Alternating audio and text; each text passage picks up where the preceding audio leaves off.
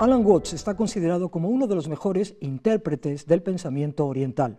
Su mayor aportación a la contracultura fue el Zen. De hecho, pasó a ser el gran maestro del Zen para los escritores beat de los años 50. Entre sus obras figuran Psicoterapia del Este, Psicoterapia del Oeste, La sabiduría de la inseguridad, El futuro del éxtasis, El camino del Zen, Formas del Zen, 9 meditaciones, El libro del tabú, El gran mandala y Memorias. Para hablar sobre Alan Watts, hoy contamos con Jesús Callejo, que ya ha estado en anteriores programas, hablándonos de sufismo, Alexandra David-Néel, Elena Petrovna Blavatsky, Paramahamsa Yogananda, misticismo y física moderna, Nicolás Roerich, Alexandra David-Néel, entre otros. Es colaborador en distintos medios de comunicación, director del programa radiofónico La Escóbula de la Brújula, creador de la iniciativa turística Anima Mundi, Rutas por la Iberia Mágica y escritor prolífico que tiene en su haber más de una veintena de libros, entre otros Secretos medievales, Fiestas sagradas y Misterios de la Edad Media. Buenos días, Jesús. Buenos días, María Teresa. ¿Cuáles fueron, desde tu punto de vista, las grandes aportaciones filosóficas, religiosas, etcétera, de Alan Watts? Bueno, es evidente la influencia que tuvo Alan Watts en la literatura oriental en Occidente. Gracias a él se conocieron muchísimas de esas obras relacionadas con el taoísmo y el budismo. Yo creo que uno de los grandes méritos de Alan Watts es que supo reconciliar el cristianismo con la psicología junguiana, con las filosofías orientales, como es el hinduismo, como es el Vedanta, como es el taoísmo. Todo eso supo hacer una amalgama para que fuera digerible, ¿no?, por parte del público occidental. Y claro, que luego puso sobre el tapete esos temas que son tan importantes, tanto en su época como ahora, ¿no?, la realización personal, la elevación de la consciencia, las religiones comparadas. Fue tocando poco a poco distintos aspectos, por ejemplo, conocer la causa última de la naturaleza o de las cosas, el conocer también cómo ser feliz y cómo conseguir la felicidad. Todo ese tipo de elementos fueron fundamentales para que se lograra ese sincretismo entre Oriente y Occidente. En los años 60 se dio a conocer como uno de los principales representantes de la contracultura, ¿no es así? Pues fue muy revolucionario, muy innovador. Claro, en los años 50 y en los años 60 se produjeron muchos cambios sociales tanto en Europa como en Estados Unidos. Él era inglés, pero bueno, sobre todo tuvo toda su influencia en Estados Unidos, y está claro que fue el mentor y el impulsor de esa contracultura que se estaba generando en los años 50 alrededor de una generación, que era la generación beat. Allí había unas personas que eran los cabecillas, ¿no?, donde se buscaba precisamente ese cambio de conciencia. Y estaba Allen Ginsberg, por ejemplo, Jack Kerouac, William Burroughs. Y bueno, pues por supuesto, Alan Watts encajaba perfectamente, y tanto encajaba porque hablaba de psicodelia, hablaba del sexo, hablaba también de esas filosofías orientales, que generó también el caldo de cultivo para que en los años 60 el movimiento hippie pues tuviera también gran importancia en Europa. Se le puede considerar un poco como un hippie místico o como un taoísta transgresor.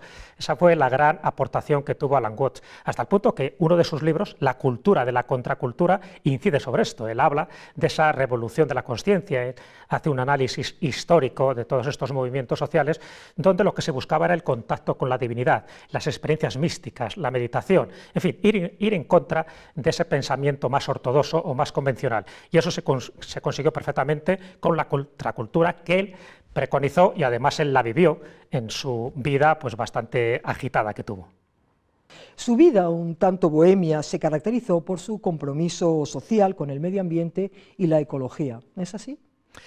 Sí, claro, al ser un impulsor de esa contracultura, la parte ecológica era fundamental para él.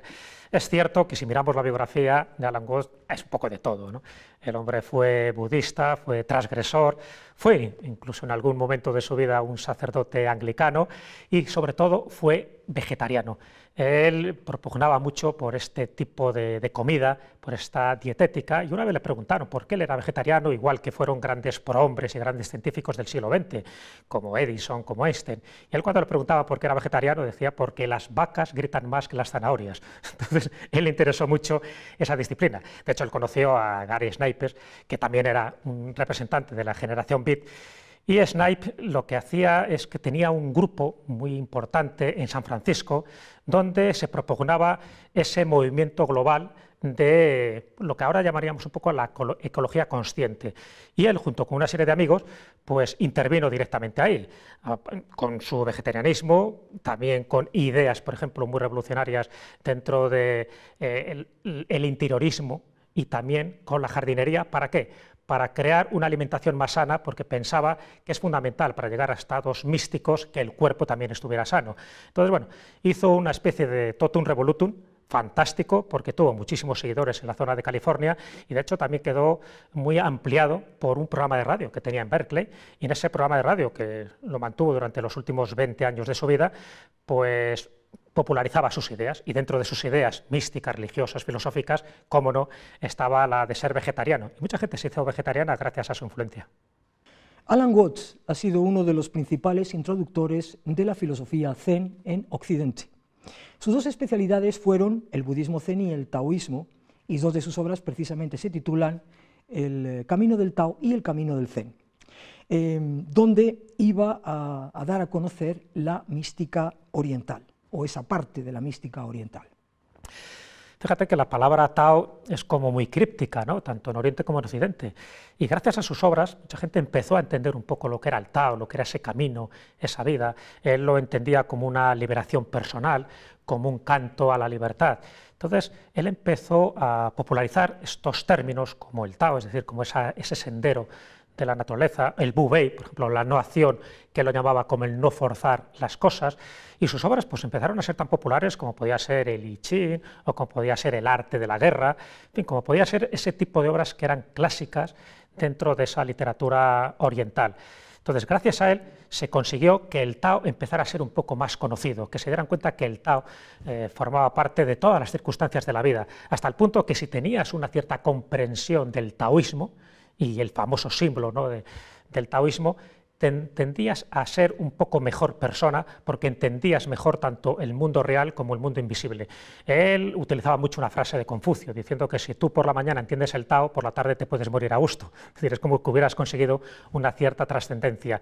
Y él pensaba que a través del Tao, a través del taoísmo, a través de esa meditación zen, se podía conseguir también una armonía con el universo. Este tipo de ideas calaron perfectamente en su generación y por eso lo convirtieron en un líder. Admiraba a Krishnamurti y a lo largo de su vida conoce a grandes maestros y gurús de Oriente como Daisen Teitaro Suzuki. ¿Eso crees que influyó en su obra? Sí, para Suzuki era como su personaje emblemático. Él empezó a leer obras de Suzuki a los 15 años y tuvo la oportunidad, gracias a la Universidad de Londres, en un encuentro que hubo de cultos y religiones en el año 1936, tuvo oportunidad de conocer precisamente a este gran maestro zen que era Suzuki. Y ahí se dio cuenta de varias cosas, ¿no?, de cómo una persona como él, gran maestro en todas las disciplinas, podía transmitir ideas tan complejas de la psique gracias a pequeños cuentos de esa filosofía oriental que servía un poco para transgredir el pensamiento occidental, incluso para alterar un poco lo que era el pensamiento cartesiano, gracias a ese tipo de cuentecitos que luego él utilizó en distintas obras. Él era pues muy admirador de Krishnamurti, de Vivekananda. Él utilizaba mucho un tipo de práctica que era el pranayama, que era ejercicios de respiración, hacía mucho yoga, en fin, conoció a mucha gente, se inspiró de esa gente y luego eso lo transmitió hasta el punto de que incluso uno de sus grandes avatares, por decirlo así, fue Aldous Huxley, al que también tuvo el privilegio de conocer y tener amistad con él, igual que con Jung. De hecho, cuando él realiza este viaje en Europa y conoce a todo este tipo de personajes, cuando vuelve otra vez a Estados Unidos, empieza a practicar con consciencia y con supervisión médica con el LSD, con la marihuana, y se da cuenta que son sustancias que sirven para alterar la percepción de la consciencia, pero también para alterar la percepción del tiempo. Y todo ese tipo de cosas es lo que le hizo ser también como un propulsor de este tipo de disciplinas más heterodosas, de conseguir estados alterados de conciencia con drogas o por lo menos con sustancias prohibitivas en aquella época. Eso es lo que también le convirtió en uno de los grandes transgresores de la contracultura. Alan Watts postuló una teoría sobre el sentido de la felicidad. ¿En qué consiste esa teoría? El sentido de la felicidad es un título de una de sus obras, que publica en 1940, además una época convulsa en Europa porque es justo el año en que Hitler invade Francia. Y en ese momento, que pasó sin pena ni gloria, aquella obra sí tocó en la llaga de muchas de las cosas que por entonces la gente quería hacer, que era buscar una realización interna. Él decía que, bueno, que mucha gente que busca escuelas o métodos espirituales para conseguir esa realización interna, lo que hace es que está perdiendo el tiempo, porque en el fondo es como dar vueltas a una noria donde no lo va a conseguir nunca. Él hablaba sobre todo de una de las grandes frases de los Upanishad, el Tattvan Asi, es decir, tú eres eso. Decía que lo que hay que preguntarse siempre, en todo momento, es qué es lo que realmente deseamos, qué es lo que realmente nos hace feliz. Ese es el sentido de la vida y de la existencia. Entonces no hay que buscar el ser más ricos, el tener más dinero, el tener más reconocimiento, más poder. Lo que tenemos que preguntarnos es ¿qué deseo? Porque en la medida que tú encuentres aquello que deseas, vas a ser un maestro en tu disciplina y además vas a ser mucho más feliz. Bueno, esa es la gran aportación que tuvo Alan Watts con este libro, y precisamente porque buscando esa felicidad interna es como al final consigues armonizarte con todo en tu entorno. Si tuvieras que recordar a Alan Watts por alguna de sus frases, ¿cuál elegirías? Tiene muchas, la verdad, pero bueno, hay una que siempre me llamó la atención, que decía que el secreto de la vida está en saber reír y saber respirar. Él en su autobiografía, o sea, que escribió ya al final de su vida, mencionaba un caso muy significativo, ¿no? Decía que el concepto que cada uno tiene de Dios a lo mejor puede cambiar porque él pensaba que Dios tenía ese concepto de reírse de sí mismo. Él siempre adujo esa posibilidad de reírte un poco de la vida, y que a lo mejor si nos diéramos cuenta de cómo era Dios, pues pensaríamos que tendría más sentido el humor.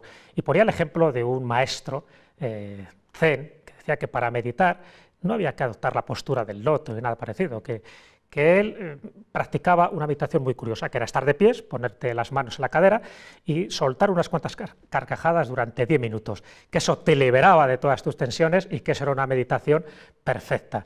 De alguna forma se podría resumir un poco su filosofía, su vida, porque fue una vida de 58 años vivida con intensidad, plenamente consciente de todo lo que hacía, sabiendo que absorbía cada momento de su vida de forma muy radical, porque era mujeriego, le gustaban las drogas, le gustaba la bebida, pero también tenía un concepto místico. Él decía que una forma de estar en sintonía con el universo es entrar precisamente en paz consigo mismo. Yo creo que esa frase que te he dicho al principio ejemplifica muy bien su postura: saber reír, saber respirar, porque en el fondo es saber vivir. Hasta aquí el tiempo dedicado a Alan Watts. Muchas gracias, Jesús, y cuento contigo para próximos programas. Muchas gracias a ti, María Teresa, y puedes contar conmigo siempre que quieras. De su libro 9 Meditaciones he extraído el siguiente mensaje: el arte de la meditación es una manera de ponerse en contacto con la realidad, y la razón para meditar es que la mayoría de las personas civilizadas han perdido el contacto con la realidad, confunden el mundo tal como es con el mundo tal como ellos lo piensan, tal como hablan de él y lo describen.